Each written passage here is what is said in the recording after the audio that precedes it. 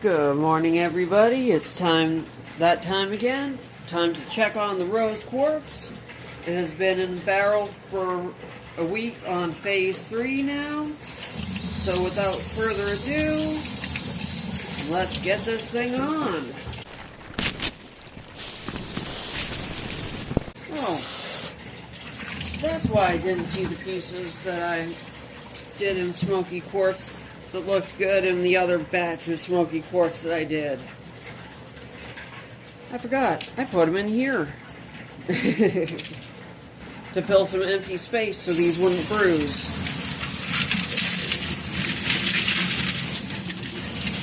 So as usual, these are rosy quartz. They're looking good.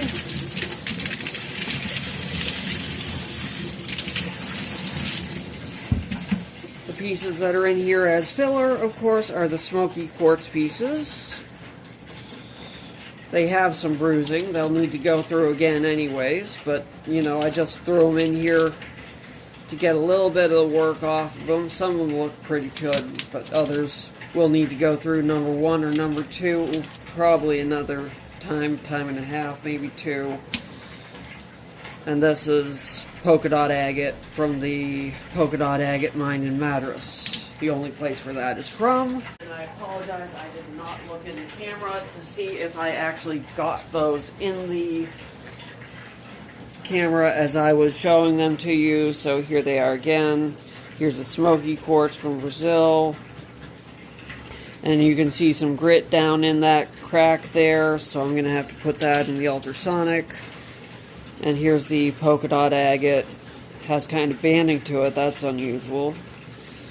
But it also has some of the pinkish lavender tone, which is kind of sunset coloration, which is unusual as well. So here's a paper towel. I'm going to dry this piece off and show you how they're coming along.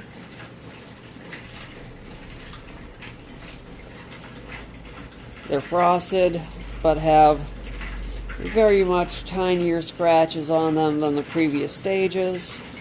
So they are ready to go into polish.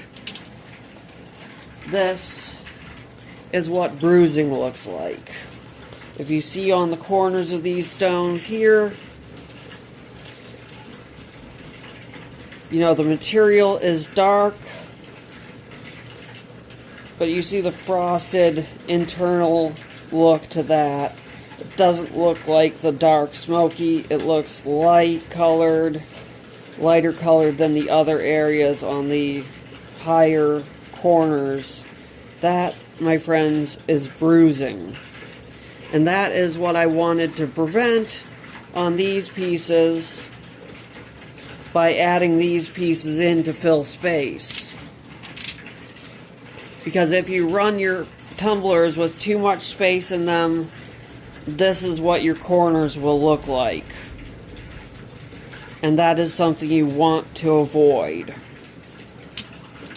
This piece here is normal. It doesn't have, well, it has a little bit of bruising, minor, but that's because I've worked it out to that point. It was like the other piece. That corner still needs a lot of work. It only shows up when it's dry, so therefore it's hard to spot in the earlier stages if you don't dry your stones out between stages. See, it just looks normal now, but when it was dry before I put my wet thumb on it, you could see the bruising. See, that corner's starting to dry out again. You can see the bruising now.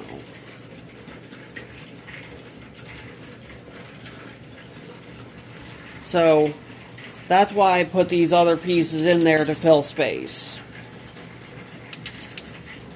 And that's why you do that. Even if it's not quite perfect, it's the same hardness. It will not scratch the other stones. So therefore, when I put it into polish in the next phase, these pieces just won't take a high polish on the bruised sections. These pieces will take a high polish because it's still just quartz rubbing against quartz. Both are a 7. Neither one will damage the either stone. This is an agate. It's a 7. It won't damage the other stones.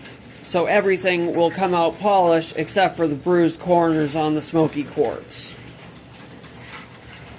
So there we go. The rose quartz is going to go in on polish for the next week, and then this batch will be done, and we'll be able to compare the finished products in a video after that to show you what the finished product looks like after being done completely in the rotary tumbler like these will be, versus just doing stage 1 in the rotary and then working the rest of the phases through in the vibratory tumbler, which was done not this past Wednesday, but a week ago Wednesday.